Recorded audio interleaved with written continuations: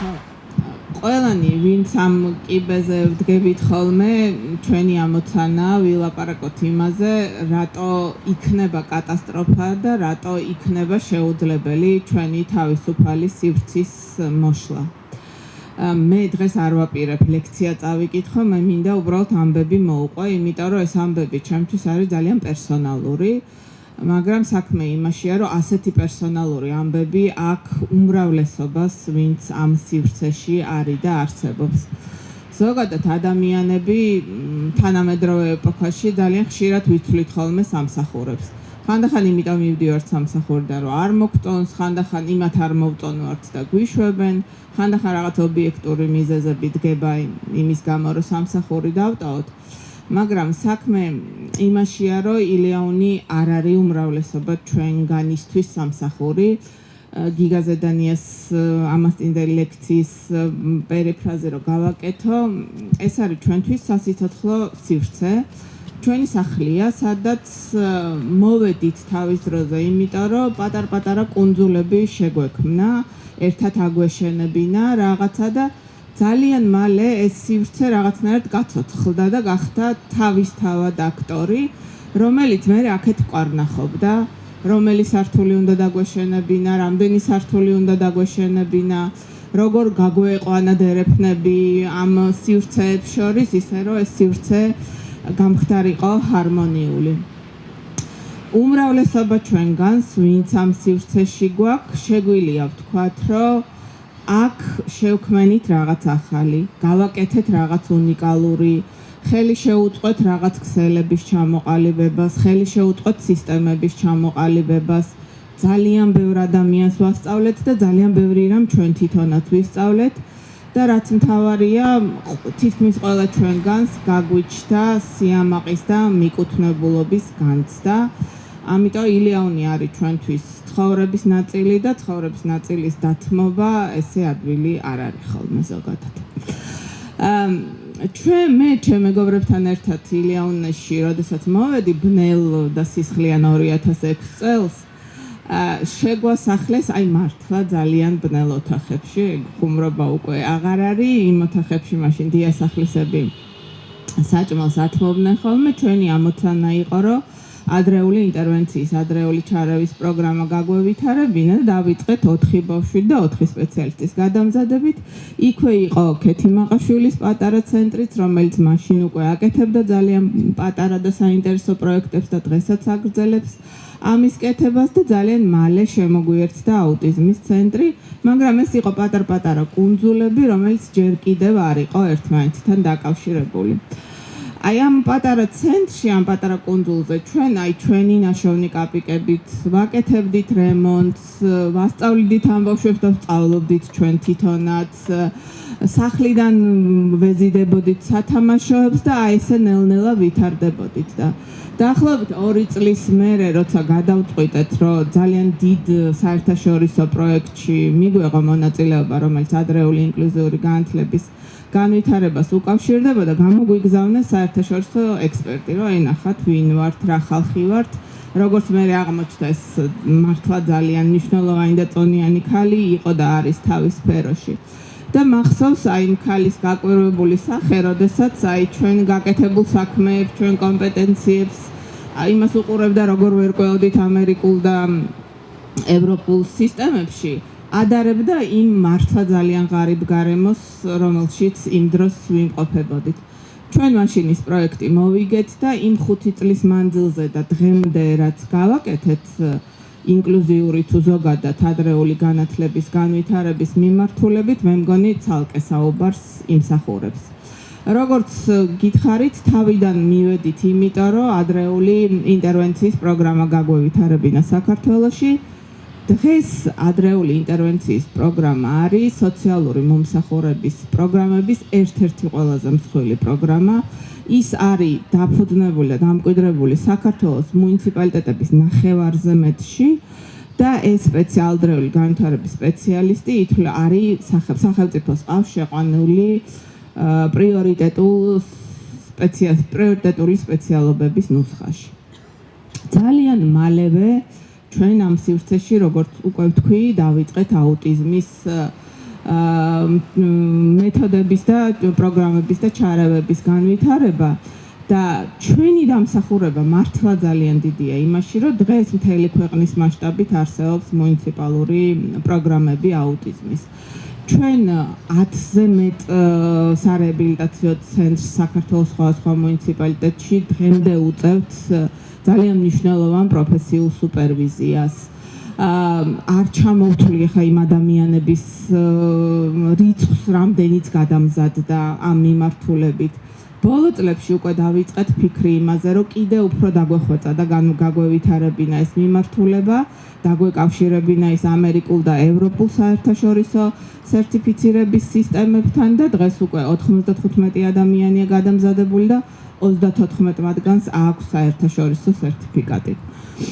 წეგან ადრეული განათლების მიმართულებით შეტანილი წვლილი ვახსენეთ და ახლა ლიგამუსის გვერდით ვდგავართ და 2011-12 წლებში განათლების სამინისტრომ შეგვიკვეთა თბილისის ბაგაბაღებისთვის რაიმე ნებისმიერი პროგრამის გაკეთება, იმიტომ რომ მაშინ ჯერ კიდე საერთოდ არაფერი არსებობდა და მაშინ შევქმნით ეგრეთ წოდებული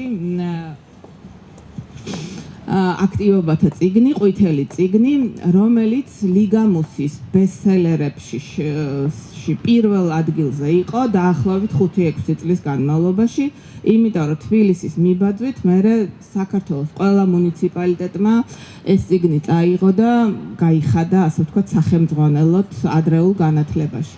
გავიდა წლები და ჩვენვე ყელში ამოგვივიდა ეს ყვითელი წიგნი, იმიტომ რომ ჩვენ განვითარდით და 2022 წელს ჩვენმა ცენტრმა, ჩვენმა ინსტიტუტმა შექმნა თანამედროვე და მართლა ძალიან ხარისხიანი ადრეული განათლების კურიკულუმი, რომლის განმეორებითი განახლებული ვერსია 2025 წელს გამოვიდა სან-დიეგოს პროექტის დამხმარებით და ის დღეს არის დამკვიდრებული საქართველოს თითქმის ყველა მუნიციპალიტეტში, ხო? აი ხა ჩვენი წვლილი ადრეული ინტერვენციის პროგრამების მიმართულებით, აუტიზმის მართვისა და ჩარევის მიმართულებით, ადრეული განათლების მიმართულებით, აი მარტო ეს ჩამონათვალი ვფიქრობ სრულიად საკმარისია იმისთვის, რომ ვთქვათ, რომ ჩვენ არსებობას და განვითარებას ვიმსახურებთ. თუმცა მე ვთვლი, რომ კიდე ერთ რაღაცაში მიგვიწვის უმნიშვნელოვანესი წვლილი, ეს არის ენისა და მეტყველების კომუნიკაციის ენისა და მეტყველების თერაპიის დარგის ამ სპეციალობის განვითარება საქართველოში. ხო, ასევე დამავიწყდა, რაც ძალიან მნიშვნელოვანია, არა მარტო აუტიზმის, კიდე მეორე ძალიან მნიშვნელოვან პროგრამაზე, ალბათ შენ არ ელაპარაკებ ამაზე, დენვერის ადრეული ჩარევის მოდელის განვითარებაშიც მიგვიწვის მართლა ძალიან დიდი წვლილი და დღეს საქართველოში რო ყავს 5 სპეციალისტი, რომელსაც აქვს ამერიკული და კანადური ბოლომდე მიყვანილი სერტიფიკატი ამ მიმართულებით, ესეც ჩვენი უნივერსიტეტის და ჩვენი ინსტიტუტის დამსახურება.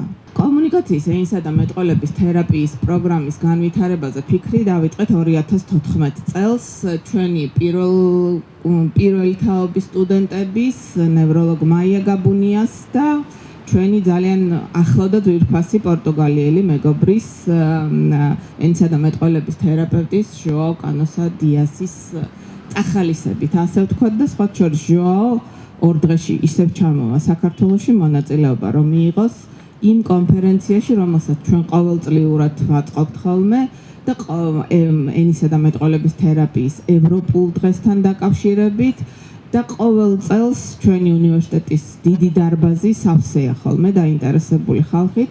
დარწმუნებული ვარ, წელსაც სავსე იქნება ეს დარბაზი, მიუხედავად იმისა, რომ აგურები გვეცემა თავში. ამ პროგრამის ჩამოყალიბებაში გვეხმარებოდა 5 ქვეყნის, ამერიკის შეერთებული შტატებიდან დაწყებული, ისრაელით დამთავრებული 8 უნივერსიტეტის წარმომადგენლები, 8 უნივერსიტეტი იღებდა მონაწილეობას და ისინი დღემდე აგრძელებენ ჩვენთან ძალიან ინტენსიურ ურთიერთობას. კონსორციუმი რო შეიქმნა, პროექტი ჯერ კიდე არ იყო დაწყებული, მივიღე წერილი ჰაიფას უნივერსიტეტის კომუნიკაციური მეცნიერებებისა და დარღვევების დეპარტამენტის უფროსისგან რეიჩელ იფატისგან, რომელიც წერდა, რომ მე ვაპირებ ხა ერთ კვირაში კოლეგებთან ერთად ჩამოვიდეო და მინდა რომ გაგიცნოთო და ვნახოთო ვინ ხართო ეს გიჟებიო, ასე ცარიელ ადგილას ამ დარგის განვითარებას რო აპირებთო და ნუ რა თქმა უნდა ჩამოვიდა და როგორც მე მივხვდი, მისი მთავარი ინტერესი იყო ენახა რა ხალხი ვიყავით. აი რა იყო ჩვენთვის კომუნიკაცია, ეს იყო რაღაცა ქცევა, რომელიც ბავშვს უნდა დაასწავლო, თუ ეს იყო რაღაც მრავალპლანიანი აქტი. როგორ უყურებდით, აი რა იყო ჩვენი ეთიკური საფუძვლები, როგორ ხედავდით ჩვენ ადამიანს, რომელთანაც მუშაობ, პაციენტად ხედავდით, ბენეფიციარად ხედავდით, თუ ხედავდით თანასწორუფლებიან კლიენტად. პასუხები აი ამ ტიპის კითხვებზე ჩვენი დარგისთვის ძალიან მნიშვნელოვანია და ძალიან ბევრ რამეს თვლის ადამიანებთან ურთიერთობაში. და აი ამაზე კარგად დაფიქრება და რეფლექსია გვაძლევს პასუხს იმაზეც, რამდენად აბსურდულია ზოგადად ერთი ქალაქი, ერთი ფაკულტეტის ცნება და პრინციპი. იმიტომ რომ ნებისმიერ დარგს, აი როდესაც მსგავს კითხვებზე ან მისი დარგისთვის დამახასიათებელ კითხვებზე დაიწყებს პასუხების გაცემას, უჩნდება განსხვავებული იდენტობები. მისთვის რაღაც თეორიები უფრო საინტერესო და უფრო მნიშვნელოვანი ხდება. რაღაც კონცეფციებზე ხდება ამ დარგების განვითარება დაფუძნებული ერთი ქალაქის სხვადასხვა უნივერსიტეტებში. და სწორედ ეს განსხვავებულობა ჯინი რო ჩემი ჰიპოთეზა ის რაც მე მწამს დავამტკიცო, დიალოგი მქონდეს იმავე დარგის სხვა წარმომადგენლებთან ერთად. ამ მიმართულებით ჩავატარო კვლევა, სწორედ ეს ქმნის მეცნიერების და დარგების განვითარების რეალურ კონტექსტს, ხო? და აი სწორედ მაშინ, როდესაც ჩამოვიდა რეიჩელი და ნახა ჩვენ როგორ ფიქრობთ, რა ტიპის ადამიანები ვართ, მან გადაწყვიტა, რომ ჩვენ უნდა დაგხმარებოდა რომ ყოფილიყო ჩვენი კომუნიკაციის ენისა და მეტყველების თერაპიის სკოლა ყოფილიყო მჭიდროდ დაკავშირებული სოციალურ პრაგმატულ სკოლასთან. და ყველაფერი გააკეთა, რომ ამ სკოლის ბრწყინვალე წარმომადგენლები ყოფილიყვნენ ჩვენი მენტორები. აი იმაზეც კი იზრუნა, რომ ცოტა ხნის მერე, როდესაც ჰოლანდიაში ჩავედით კონსორციუმის შეხვედრაზე, დაპატიჟა და ამერიკიდან ჩამოიყვანა ამ სკოლის ბრწყინვალე წარმომადგენელი სიმა გერბერი და იმაზეც იზრუნა, რომ რესტორანში მის გვერდით დამჯდარიყავი. სიმა იმავე ზაფხულს ჩამოვიდა საქართველოში და ჩვენი სტუდენტების პირველ თაობას ჰქონდა არაჩვეულებრივი შანსი, რომ მის სამკვირიან ვორქშოპებში ჩართულიყო. ძალიან მალევე ამას მოყვა ამ სკოლის მეორე ბრწყინვალე წარმომადგენლის აუტიზმის ჩარევის მოდელის ქართულ ენაზე თარგმნა და ბარი პრიზანტის ვორქშოპები, რომელიც ჩვენთვის, ჩვენი ლექტორებისთვის და ჩვენი სტუდენტებისთვის ჩატარდა. ეს მოდელი ქართულად მაშინვე ვთარგმნეთ და ეხლა თინიკო ჭინჭარაულის ინიციატივით ვთარგმნით ბარი პრიზანტის არაჩვეულებრივ წიგნს, ბესტსელერს, რომელიც ჩემი აზრით არის აუტიზმის შესახებ ყველაზე უფრო ღრმა რეფლექსია, ყველაზე უფრო ადვილი ენით დაწერილი. აი ამ ორი რაღაცის კომბინაცია ქმნის ამ წიგნის უნიკალურობას და ეს წიგნით ძალიან მალე გამოვა და ხელმისაწვდომი გახდება დაინტერესებული ადამიანებისთვის. აი ხა ეს ამ ორ ადამიანთან ურთიერთობა და ამ სკოლასთან ჩვენი დაკავშირება არის უბრალო მაგალითი იმისა, რა შესაძლებლობები და ურთიერთობები აქვს ჩვენ პროგრამას, მაგრამ აი სტატისტიკური ცოტა ინფორმაციაც რომ მაგაწოდოთ, ენისა და მეტყველების თერაპია თავისი კომპეტენციებით არის ძალიან ფართო და სერიოზულად განსხვავდება ტრადიციული ლოგოპედიისგან. ტრადიციული ლოგოპედიაც არის სწავლება დღესწესიერად საქართველოში, მაქსიმუმ ადამიანს ჰქონდეს 6 თვიანი დიპლომი, ეს არის მაქსიმუმი. როგორც თქვი, ჩვენი კომპეტენციების ჩამონათვალი არის ძალიან ვრცელი. ეს დარგი, ეს სპეციალობა შეიძლება დასჭირდეს ნებისმიერ ჩვენგანს, ჩვენი ცხოვრების გარკვეულ მონაკვეთებში, ან ოჯახის წევრს, ან უფრო გაფართოებულ საახლობლო წრეს. 1 წლის ასაკიდან 99 წლის ასაკამდე. საერთაშორისო გამოთვლების მიხედვით ერთსულ მოსახლეზე ჩვენ გვჭირდება, რომ საქართველოში გვყავდეს 1400 ენისა და მეტყველების თერაპევტი. ჩვენ დღეს ჯერჯერობით აქამდე გამოვზარდეთ მხოლოდ 65. ეხლა გვეუბნებიან, რომ მხოლოდ 5 ადამიანის მიღების შესაძლებლობა გვექნება და სწავლების დრო შეიძლება ჩამოიწიოს 1 წელიწადზე, რაც ამ დარგის და ამ სპეციალობის განვითარების ფაქტიურ მოგუდვას ნიშნავს. ჩვენი კურსდამთავრებული 65 ადამიანიდან 15-ს ჰქონდა შესაძლებლობა, რომ ესწავლა და გათვლით პროგრამით მონაწილეობა მიიღო სხვადასხვა ევროპულ უნივერსიტეტებში. 3 მათგანი არის ზაგრების უნივერსიტეტის დოქტორანტი დღეს, 2 არის ჩვენი დოქტორანტი და 1 მათ შორის წასულია ესპანეთში გათვლითი პროგრამით.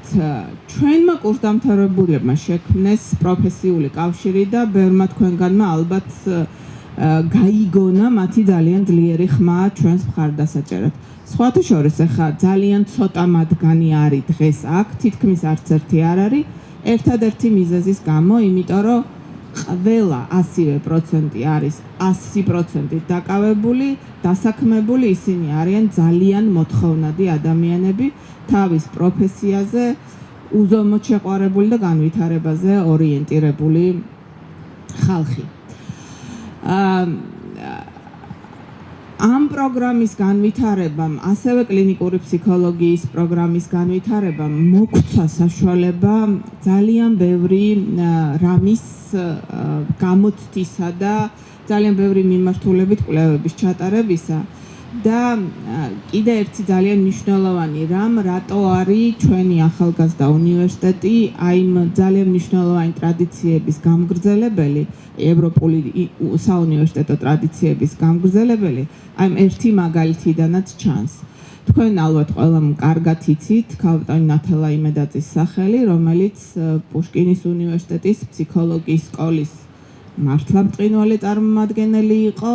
მისი კვლევები ბავშვის ენის ათვისების მიმართულებით საერთაშორისო კვლევები არის მართლა დაუფასებელი და ქალბატონი ნათელა ალბათ 90 წელს გადაცილებული იყო, როდესაც მან ჩვენ პროგრამაშიც დაიწყო ლექციების წაკითხვა და როცა დაინახა და ნახა, რომ არსებობს შესაძლებლობა, რომ არსებობს კომუნიკაცია ენამეტყველების თერაპია, აქვე არიან ჩართულები ნეიროფსიქოლოგები, ფსიქოლინგვისტები და ლინგვისტები, მე თინიკოს და ნინო დობორჯგინძეს ვთხოვა ცალკე შეხვედრა და ესე თავისი გამხდარი ხელებით მოგვიტანა ამობეჭდილი Childis-ის გაიდლაინები.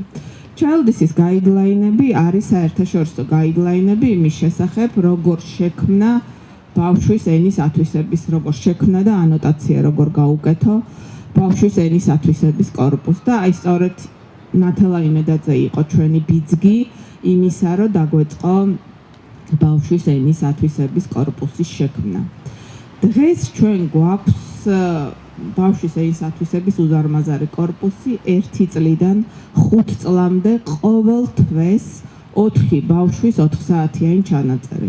ეს არის ერთგვარი განძი მეცნიერებისთვის, საერთაშორისო და ლოკალური მეცნიერებისთვის, ყველასთვის, ვისაც ბავშვის ენის განვითარება აინტერესებს. წმინდა მეცნიერული თვალსაზრისით ესა იმის შესწავლა, როგორ ხდება ენის განვითარება, რა მექანიზმებია ამის უკან, რა ფაქტორები მოქმედებს ენის განვითარებაზე, რა მსგავსებები და განსხვავებებია სხვადასხვა ენებს შორის ათვისების თვალსაზრისით, ეს რა თქმა უნდა უაღრესად საინტერესოა და სწორედ ამიტომაც უკვე ვართ 2 საერთაშორისო კონსორციუმის წევრი და ძალიან მნიშვნელოვანი პრაქტიკული ლოკალური ღირებულებაც აქვს ამ ყველაფერ ამას, იმიტომ რომ თუ კარგად არიცი მშობლიური ენის ასაკობრივი განვითარების მახასიათებლები, შენ ვერ შეაფასებ განსხვავებას, ვერ მოახდენ ამის იდენტიფიცირებას. სიხშირული ლექსიკონის არსებობა, რომელიც რა თქმა უნდა ამ ტიპის კვლევების, ამ კორპუსის ანალიზის საფუძველზე ხდება ხოლმე შესაძლებელი, ძალიან მნიშვნელოვანი და პრაქტიკული საფუძველია იმისთვის, რომ შეიქმნა სხვადასხვა კურიკულუმები, ჩარევის პროგრამები თუ ალტერნატიული კომუნიკაციის სხვადასხვა სისტემები. ამ ასე ვთქვათ, ამ კვლევის ფარგლებში ჩვენ უკვე გამოვაქვეყნეთ რამდენიმე პუბლიკაცია, ეხა კიდე იგეგმება და სხვა შორის ოქსფორდის რაც რამდენადაც სასაცილო არ უნდა იყოს ეს ოქსფორდის ენისათვისების ჟურნალში ჩვენი პუბლიკაციის გამოქვეყნება და წლის ბოლოს ან იმ წლის დასაწყისში გამოვა ქართულ ენაზე მონოგრაფია ბავშვის ქართულენოვანი ბავშვის ენისათვისების მონახაზი, რომელიც ქალბატონი ნათელას ხსოვნას მიეძღვნება. და ბოლოს არ შემილია არ ვილაპარაკო კიდე ერთ რაღაცაზე, ბევრმა თქვენგანმა იცით, რომ ჩვენ ბავშვის განვითარების ინსტიტუტში 2011 წლიდან 2019 წლამდე ქონდა შესაძლებლობა, რომ წელიწლის მანძილზე სტაბილურად მომსახურებოდით 300-მდე ბავშვს, მაგრამ შემდეგ C კორპუსის სირთულეების გამო ამ სერვისების მიწოდება შეგვეზღუდა. თუმცა ყველა ამ კვლევას და ყველა მიმართულებით განვითარებას ვაგრძელებთ, რაზეც ახლა ვისაუბრე და რაც ძალიან მნიშვნელოვანია ჩვენი პროგრამის კომუნიკაცია ენამეტყველების თერაპიისა და კლინიკური ფსიქოლოგიის პროგრამის პრაქტიკული კომპონენტის ფარგლებში ჩვენ ვახერხებთ, რომ წელიწადში დაახლოებით 50-60 ბავშვს გაუწიოთ უფასო შეფასებისა და ჩარევის სერვისი, რაც სხვა შემთხვევაში დაახლოებით ათასობით ლართან იქნებოდა დაკავშირებული მშობლების შემთხვევაში და მახსენდება დაახლოებით ერთი თვის წინ იყო, რომ თინიკო გაბადრული სახით მეუბნება, რომ მე ვერ წარმოიდგენო, ისეთი ბედნიერი ვარო, რომ ჩვენი შეფასების საფუძველზეო ბავშვს გაჭირვებული ოჯახიდან დაუფინანსეს რეაბილიტაციის პროგრამაო. ასეა, ზოგს ჩვენი დანგრევა აბედნიერებს, ჩვენ კი ესეთი ამბები გვაბედნიერებს.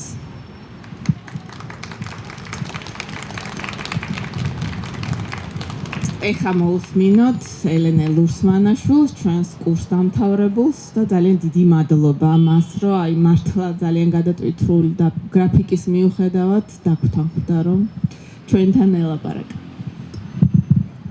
მოგესალმებით, მე ვარ ელენე ლურსმანაშვილი, კომუნიკაციის ენისა და მეტყველების თერაპიის სამაგისტრო პროგრამის კურსდამთავრებული.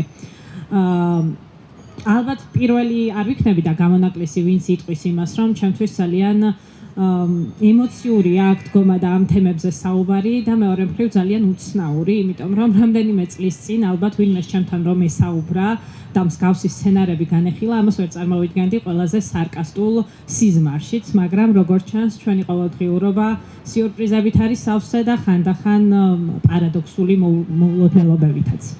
მე როდესაც მოვედი ამ პროგრამაზე, ეს შემთხვევითობა არ ყოფილა, იყო წინასწარ კარგად დაგეგმილი და წინასწარ განზრახული ნაბიჯი, თუმცა მე ამ უნივერსიტეტში არ მოვსულ ვარ და არც ამ პროგრამაზე ცარიელი ფურცლით. მანამდე უკვე საკმაოდ გამოცდილება მქონდა რამდენიმე წლიანი და შეხება თერაპიულ სფეროებთან და ვთვლიდი, რომ გარკვეული ინფორმაცია მქონდა თუ რა თერაპიული სერვისები არსებობს, როგორ შეიძლება დავინახო ბავშვის საჭიროებები, როგორ შეიძლება რომ შესაბამისი ხარისხის მხარდაჭერა გავუწიოთ ცალკეულ ინდივიდებს და მათ ოჯახებს.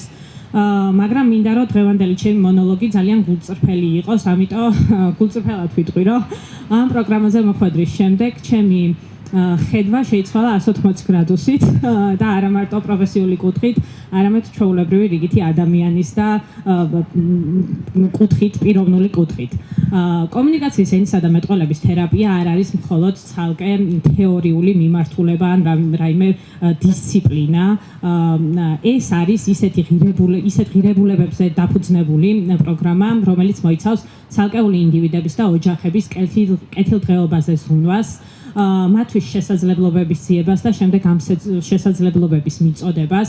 ეს არის ეთიკური პასუხისმგებლობა, ეს მოიცავს ემპათიას, გაზიარებას, ზრუნვას და რაც მთავარია, ცალკეული ინდივიდების განსხვავებულობის და ინდივიდუალურობის აღქმას, მხარდაჭერას და თანასწორობას, რაც ყველასთვის საჭირო სერვისების მიწოდებას გულისხმობს მიუხედავად გარემო ფაქტორებისა.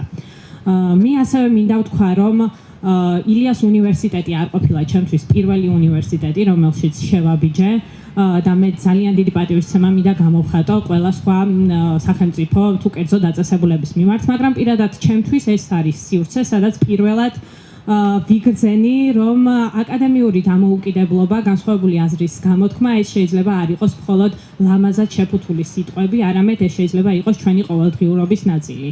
მე ჩვენს პროგრამაზე და ილიაუნში მივხვდი, რომ შემიძლია დავსვა კითხვები, დავუშვა შეცდომები და ეს კითხვების დასმა სისუსტის გამომხატველი კი არ არის, არამედ პირიქით ეს არის ზრუნვის მაჩვენებელი და პასუხისმგებლობის მაჩვენებელი. მე შემიძლია ვიფიქრო ხმამაღლა, გავაზიარო ჩემი აზრები, ვიკამათო არგუმენტებით და აქ ლექტორები და პროფესორები არასდროს არ დგანან სტუდენტებზე მაღლა, არამედ პირიქით მათ გვერდით დიალოგში მუდმივად და ერთობლივი კვლევა ძიების პროცესში. ზუსტად ეს ქმნის ჩემთვის ილიაუნს იმ სივრცეს, სადაც ნებისმიერი ადამიანის ხმა შეიძლება იყოს სათანადოდ აღქმული, დანახული, გაგებული და დაფასებული. ამიტომ კიდევ ერთხელ ძალიან დიდი მადლობა, რომ საჯაროდ შემიძლია ჩემი უდიდესი პატივისცემა და მადლიერება გამოვხატო მთლიანად უნივერსიტეტის მიმართ და კონკრეტულად იმ პროგრამის მიმართ, რომელზეც დღეს მე ვსაუბრობ და მე წარმოვადგენ.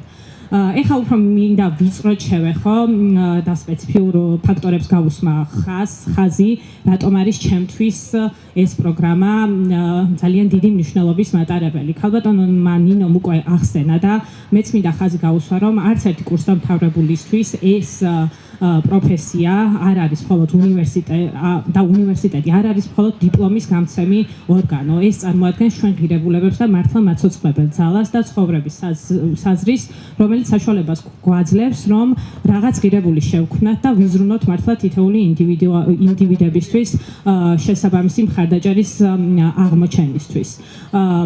სამაგისტრო პროგრამა გრძელდებოდა 2 წლის განმავლობაში და მე მხოლოდ ერთი დღის წინ გავიგე, რომ შეიძლება ეს პროგრამა გარდა იმისა, რომ 5 ადამიანის კვოტაზე იყოს აყვანილი, შეიძლება შემცირდეს 1 წლამდე.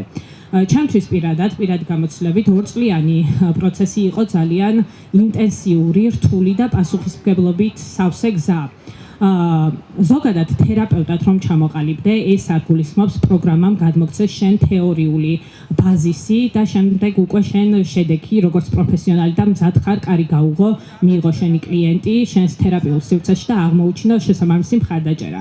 იმისთვის რომ ჩამოყალიბდე პროფესიონალად, ძალიან მნიშვნელოვანია ისეთი უნარების განვითარება, როგორებიც არის დაკვირვება, თვითრეფლექსია, ინტერვენციის დაგეგმვა, განხორციელება, გუნდური მუშაობა, სუპერვიზიის ქვეშ მუშაობა და ეთიკური გადაწყვეტილების მიღება. ხანდახან 2 წელიც კი არ არის საკმარის და მე ვთვლი, რომ 2 წელი არ იყო საკმარისი იმისთვის, რომ ყველა ეს უნარი საკმარის დონეზე განგვევითარებინა და როცა ახლა ჩვენ ვსაუბრობთ ამ პროგრამის 1 წლამდე დაყვანაზე, ეს საერთოდ წარმოუდგენელი ხდება. ენამეტყველების პროგრამა გულისხმობს ისეთ საკითხებთან შეხებას, რომელიც მოიცავს ნებისმიერ ენობრივ და საკომუნიკაციო სირთულეებს.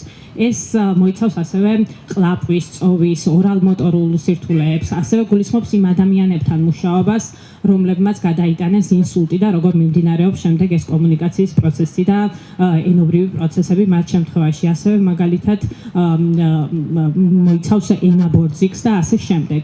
ანუ ამის ჩამოთვლას, მარტო ამ მიმართულებების ჩამოთვლას სჭირდება რამდენიმე წუთი და ამ ყველაფერზე დაუფლებას 1 წელი ნამდვილად ვერ ეყოფა ლოგიკურად.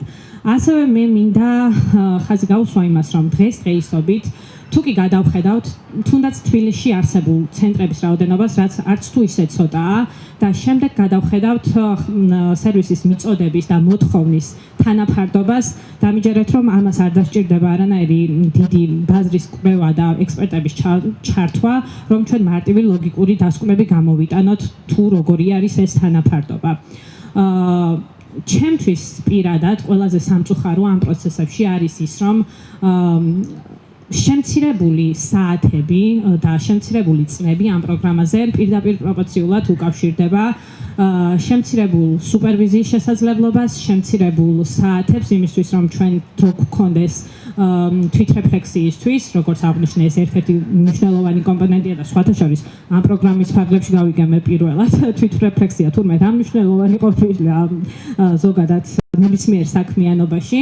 და ყველაზე სამწუხარო არის ის, რომ ეს რაოდენობების შემცირება და წლების შემცირება ყველაზე დრამატულად არც სტუდენტებზე აისახება, არც უნივერსიტეტის პროფესორებზე, არამედ იმ ადამიანებზე, რომლებიც დღესაც დგანან მომლოდინეთა სიაში და სვამენ კითხვას, თუ როდის იქნება შესაძლებელი მათთვის ხარისხიანი სპეციალისტის მიერ სერვისის განხორციელება.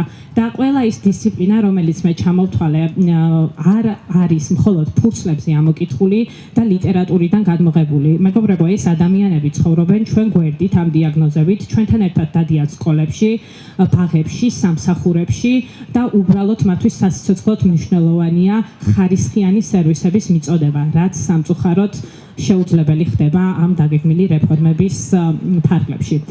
მე პერსონალური მადლობა მინდა გადავუხადო ქალბატონ ნინო ცინცაძეს, ქალბატონ თინიკო ჭინჭარაულს, ნინო გოგიჩაძეს, იმიტომ რომ ჩემი პროფესიულად ჩამოყალიბებაში მათ ახლაც კი აი ამ მომენტში, როცა მე უკვე კურსდამთავრებული ვარ, ძალიან დიდ როლს თამაშობენ. მაგალითად, ზუსტად მათი დამსახურებაა და ილიანის დამსახურებაა, რომ სულ რაღაც 3 კვირაში საერთაშორისო აკრედიტაცია ექნება 2 ადამიანს და მათ შორის ერთ-ერთი მე ვარ.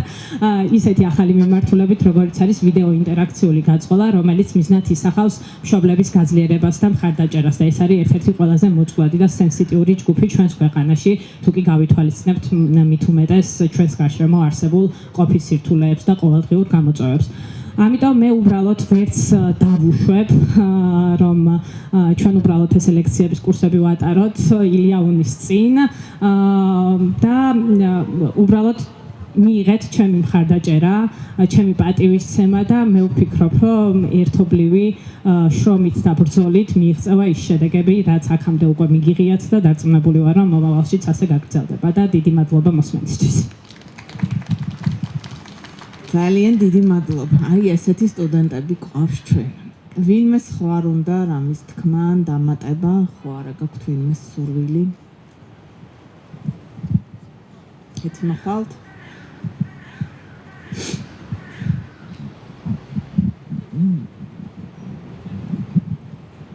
მადლობა ნინო, ძალიან ცივა და ამიტომ ასეთი შთამბეჭდავი ემოციური გამოსვლების შემდეგ არ მინდა დავაკავო ბევრი დრო, სულ 2 სიტყვა.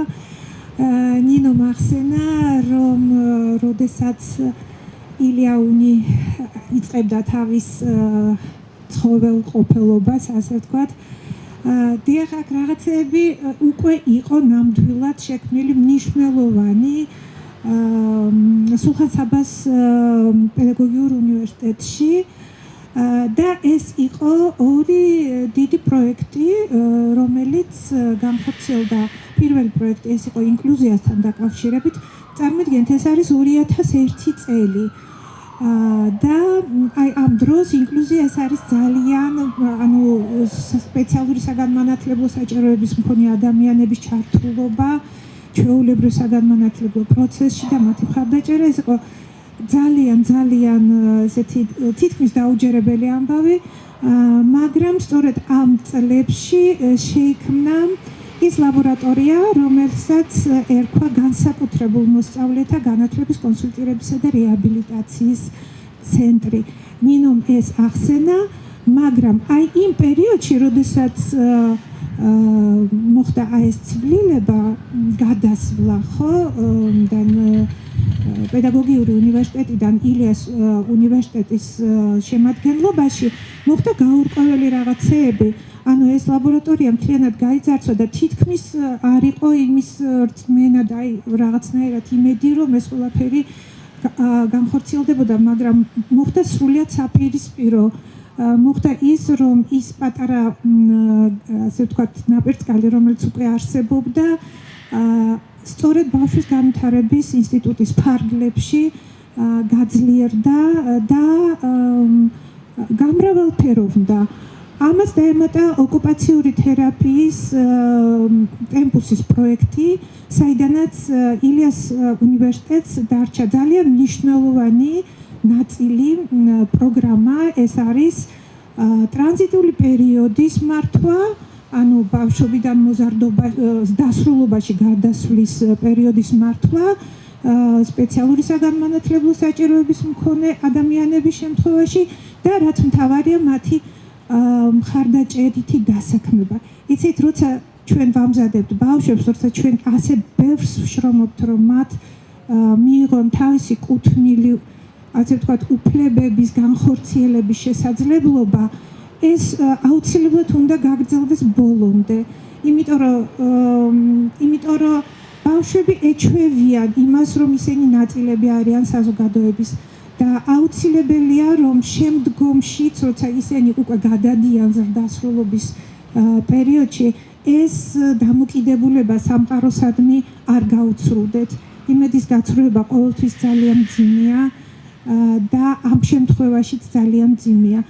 ამჟამად ბავშვის განვითარების ინსტიტუტში არის ისეთი 4 ლაბორატორია, სადაც ჩვენ ვახერხებთ, რომ მხარდაჭერითი დასაქმების შემსწავლელი სტუდენტები, ესენი არიან სოციალური სამსახურის სტუდენტები და ფსიქოლოგიის სტუდენტები, ბაკალავრიატის არიან ფსიქოლოგიის სტუდენტები და სამაგისტრო დონის სტუდენტები არიან სოციალური მუშაობის სტუდენტები. ჩვენ ერთობლივად ამ ლაბორატორიების საფუძველზე ვახდენთ აი ამ ახალი ამოცანის დაძლევას და ვახერხებთ, იცით, ჩვენ ყავს ისეთი ადამიანები, ახალგაზრდები, რომლებმაც საოცარი ნაბიჯები გააკეთეს სტუდენტებთან ერთად. მათ ჰქონდათ სერიოზული შეზღუდვები ემოციურ სფეროში, მეტყველების სფეროში, კოგნიტურ სფეროში და დღეს ისინი არიან დასაქმებულები ჩვეულებრივ საწარმოებში, შეიძლება ვთქვათ, თუმცა ზოგიერთი საწარმო ძალიან ესეთი პირობითია, რომ საწარმო დავარქვათ თეატრს, ვინაიდან დიახ, ეს ადამიანები არიან ჩვენი თუმანიშვილის თეატრის სცენაზე ჩვეულებრივ, ასე ვთქვათ, სამსახიობო აქტივობებში ჩართულები. მე ვფიქრობ, რომ ეს ფაქტი თვითონ მეტყველებს იმაზე, რომ ეს საქმე მართალია ის დასაწყის მდგომარეობაშია, მაგრამ ის მესამე მისიის, რომელიც აკადემიურ სფეროს ზოგადად აკისრია, მესამე მისიის განხორციელების აუცილებელი ნაწილია. გარდა ამისა, ჩვენ ვფიქრობთ, რომ დიმიტრი უზნაძის ფსიქოლოგიის ინსტიტუტი, რომელიც აგრეთვე ილიას უნივერსიტეტშია, შეიძლება იყოს არაჩვეულებრივი თეორიული ბაზა იმისათვის, რომ ეს საქმე არა მარტო პრაქტიკის, საუკეთესო პრაქტიკების, ასე ვთქვათ, გადმოტანილი საუკეთესო პრაქტიკების დონეზე, არამედ ქართული ფსიქოლოგიის სკოლის ბაზაზე განვითარდეს. მადლობა, მეც აღარ დაგაყოვნებთ. დიდი მადლობა ქეთის და მადლობა ამ სიცივეში ჩვენი მოსმენისთვის.